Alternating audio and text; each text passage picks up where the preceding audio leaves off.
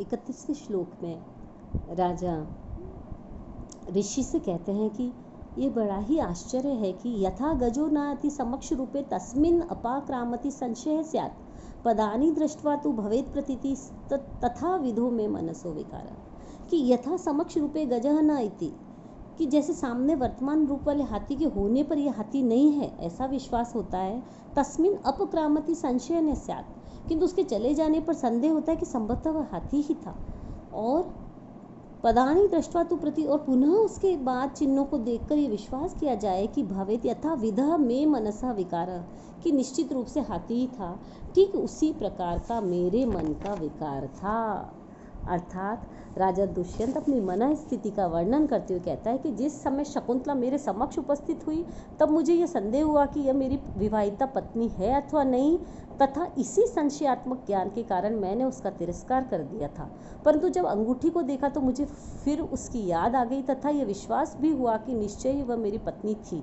इस प्रकार यह मेरी विस्मृति तथा तदंतर होने वाली स्मृति वैसी ही है जैसे कि किसी हाथी की आंखों के सामने उपस्थित होने पर भी यह संदेह हो जाए कि यह हाथी है अथवा नहीं है, परंतु उसके चले जाने के बाद उसके पद चिन्हों को देखकर यह निश्चय हो कि वास्तव में वह हाथी ही था। बस इसी प्रकार का मेरा मनोविकार था, अर्थात यह मेरी विकृति ठीक इसी प्रकार की थी। तो यहाँ राजा ने बुद्धि की 3 अवस्थाओं का निर्देश किया है। शकुंतला के उपस्थित होने पर, नहीं होने पर, संदेह हुआ, संदिग्ध हुआ, यह उदाहरण से उसने समझाया है, जिसमें निदर्शन अलंकार भी है, उपमा अलंकार भी है और उपजा के छंद है। 7वें अंक का अंतिम श्लोक भी बहुत ही सुंदर है। जो श्लोक सदैव आशीर्वादात्मक होता है, जिसमें सभी की रक्षा की प्रार्थना की जाती है। प्रवृत्तां प्रकृति हिताय पार्थिव सरस्वती श्रुतमतां महीयतां ममापि च क्षपयतु नीललोहितः पुनर्भवं परिगत शक्ति आत्मभूः इति 7वां अंकः। अर्थात राजा कहते हैं कि क्या इससे भी बड़ा कोई प्रिय हो सकता है? यदि आप कुछ और प्रिय करना चाहते हो तो यह इस श्लोक को, अंतिम श्लोक को भरत वाक्य भी कहते हैं। कई बार आपको परीक्षा में यह प्रश्न पूछा जा सकता है। यह रुचिरा छंद में है ये श्लोक, जिसमें राजा कहते हैं कि पार्थिव प्रकृति हिताय प्रवर्तताम, कि राजा सदैव अपनी प्रजा की भलाई के लिए कार्यों में लगे रहें और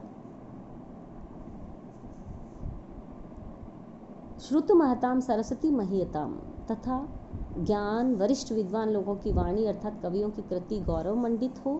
परिगतः शक्ति आत्मभू नील लोहितः, सर्वशक्तिमान स्वयंभू शिव मेरे भी पुनर्जन्म को समाप्त करें, अर्थात मुझे पुनर्जन्म के चक्कर से मुक्ति दिलाएं। और भरत वाक्य में इस प्रकार की कृतियां समाज में सम्मान प्राप्त करती रहें। सर्वत्र अपनी शक्ति फैलाने वाले स्वयंभू शिव मेरे दुष्यंत के साथ अथवा कालिदास के पुनर्जन्म को तत्व ज्ञान द्वारा पुनः न होने दें, अर्थात इस प्रकार की कृपा करें जिससे हमें पुनः जन्म न लेना पड़े, सदैव के लिए जीवन से मुक्ति हो जावे। यह नाटक का अंतिम श्लोक जो प्रशस्ति के रूप में होता है, भरत वाक्य मैंने कहा जाता है, यह नट वाक्य भी कहा जाता है। नाट्य शास्त्र के प्रवर्तक आचार्य भरत मुनि के प्रति अपनी श्रद्धा व्यक्त करने के उद्देश्य से नट अपने वाक्य को भरत वाक्य की संज्ञा देता है, क्योंकि सर्वप्रथम नाट्य शास्त्र का प्रथम ग्रंथ नाट्य रूप में, नाट्य शास्त्र रूप में भरत मुनि ने ही लिखा है। अतः भरत वाक्य में समस्त प्राणियों की भलाई की कामना की जाती है। इसमें रुचिरा छंद है और समुच्चय अलंकार भी है और श्लेष अलंकार भी है। हमारा 7वां अंक यहीं समाप्त होता है। सुमध्याह्नम्।